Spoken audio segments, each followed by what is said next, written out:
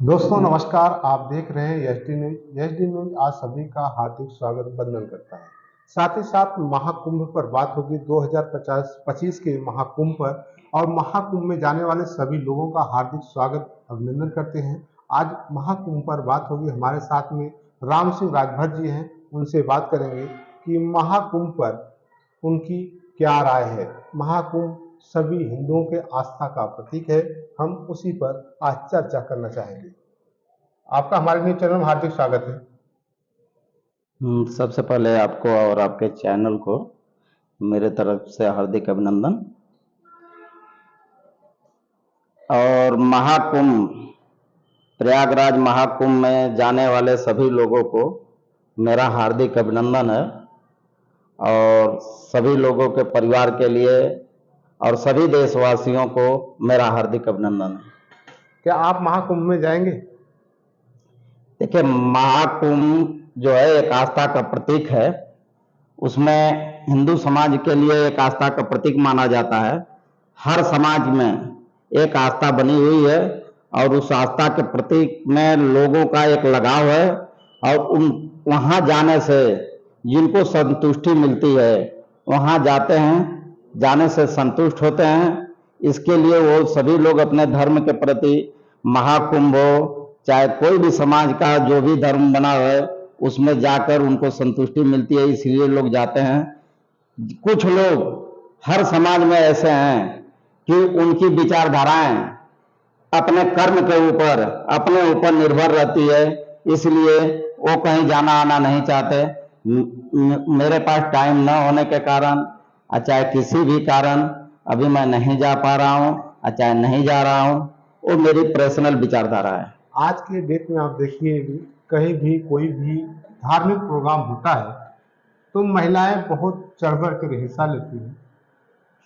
आप देखिए, कलश यात्रा हो और किसी भी धार्मिक स्थल पे, तो आपका उस पर क्या राय है? देखिए, धर्म के प्रति महिलाओं का बहुत झुकाव रहता है। उसका कारण यह है कि आज से 500 बरस 700 बरस अगर पहले चले जाएंगे तो महिलाओं को के अंदर जागरूकता की बहुत सारी कमियां रहने के कारण, इसलिए कि महिलाओं को घर से बाहर नहीं निकलने दिया जाता था, उनको घर के अंदर सीमित रहती थी। इसके लिए महिलाओं को एक धर्म के को लेकर उनके अंदर एक आस्था का विषय बना हुआ है।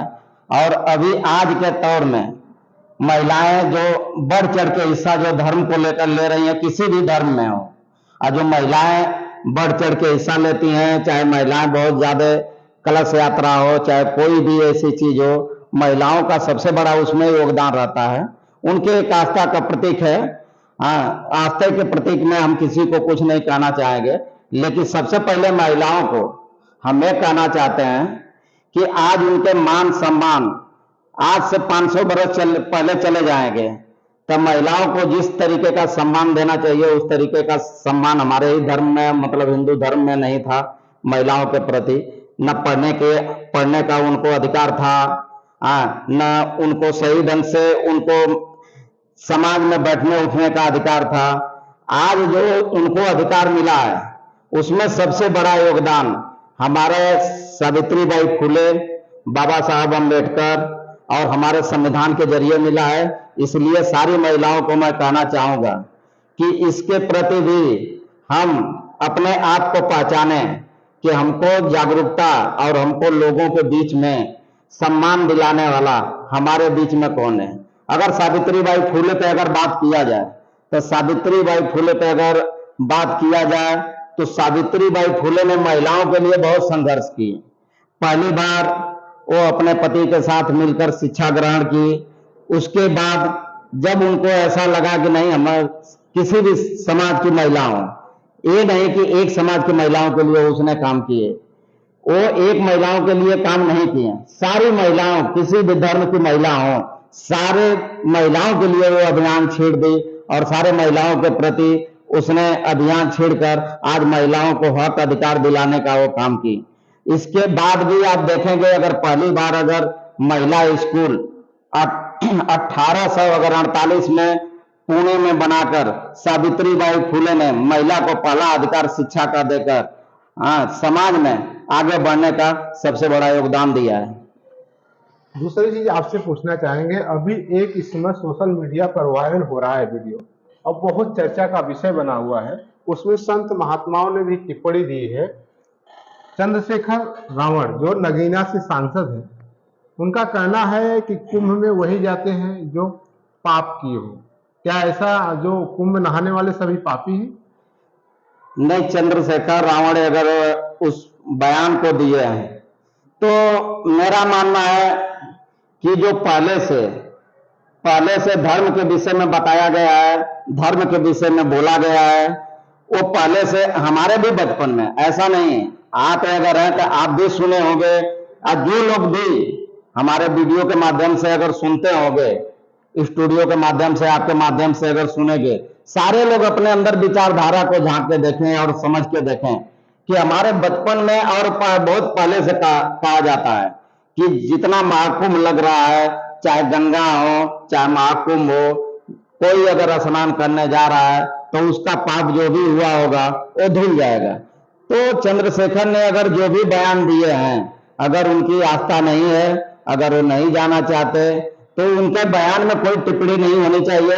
सभी साधु महात्मा संत लोगों से मेरा रिक्वेस्ट है कि सभी लोगों की अपनी विचारधारा है, उनके बात का कोई ऐसी टिप्पणी नहीं होनी चाहिए, क्योंकि सदियों से हम लोग भी बचपन में सुने हैं कि महाकुंभ में जाने से, नहा लेने से आपका पाप धुल जाएगा।